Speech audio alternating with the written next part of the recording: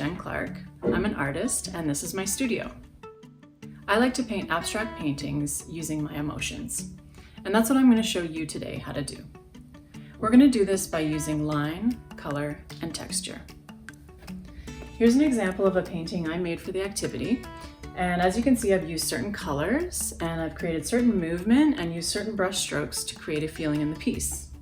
This might have a sense of calm and a little bit of maybe freshness or happiness with the salmon colors. An abstract painting is a painting that might not necessarily reference a certain image or a picture of something. It more can give you a feeling of something. So we use things like line, shape, color, and texture to express ourselves this way. So let's get started. The materials you'll need are paint, whether it's acrylic, gouache, or any kind of children's paint, paper towel, brushes, water, a water jug, a canvas board or a canvas or watercolor paper, and if you wanted to draw on top of your painting after, pastels. Colors mean different things to different people, though there are often some commonalities. Here's some examples of colors you can use in your painting. Written below are description words of certain feelings that you can attribute to these colors. Red can mean love, anger, or happiness. Orange can mean fun, bright, and friendly. Yellow can represent warmth, cheerful, or joy. Green can represent calm, nature, and growth. Turquoise can represent calm, love, and creativity. Blue can mean sadness, strength, and calm. Purple can mean mystery, playful, courage. And black can mean intelligence, mystery, and power. The other thing you could think about when you're painting is the idea of weather. Sometimes we feel stormy on days, and sometimes we feel happy or calm. So we can use these metaphors such as weather to represent our feelings, and you can think about that when you're painting. Are you feeling stormy? Are you feeling like a sunny day? Are you feeling like a foggy day? These are good concepts to think about when you're creating your painting. And here are some examples of brushstrokes and lines that we can use in our painting to express certain things.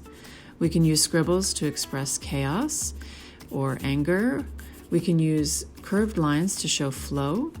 We can use little scribbles to show tension. And we can also use short brushstrokes to show movement. These are some examples of the things that you can do with your brush to portray certain feelings. Okay, so I've got all my materials here. I've got my paint laid out. I've got my canvas board and my brushes and my water and my paper towel. So I'm all ready to go. I've chosen some colors that I think I'd like to use, and I'm going to be thinking about texture and color and movement when I'm doing this and kind of listening to how I'm feeling as I'm working so that I can kind of translate what I'm feeling onto my canvas. Something to contemplate while you're painting is what colors you can mix together. Experiment with different combinations. In this example, I'll be mixing together different tones of blue and green with white, and then adding some bright color on top. Think about how you can make your painting richer by mixing the colors you selected together to see what you can create.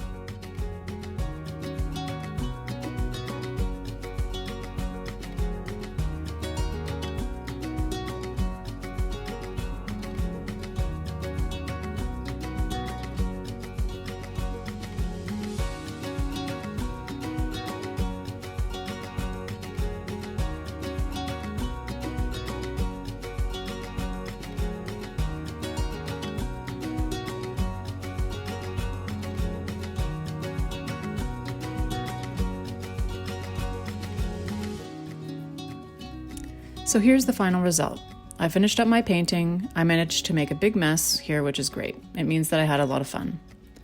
I went with some earthy tones, blue, watery, calm tones with these fresh salmon strokes in there. So the contrast between calm and tranquility and some water elements against some fresh and happy and excitable feelings.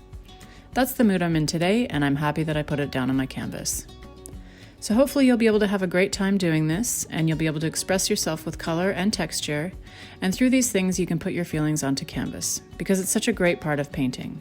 It's very therapeutic, and people always really enjoy feeling what you feel as an artist, because it helps them feel things when they look at your work. So I hope you enjoyed the activity and really look forward to seeing you again. Bye!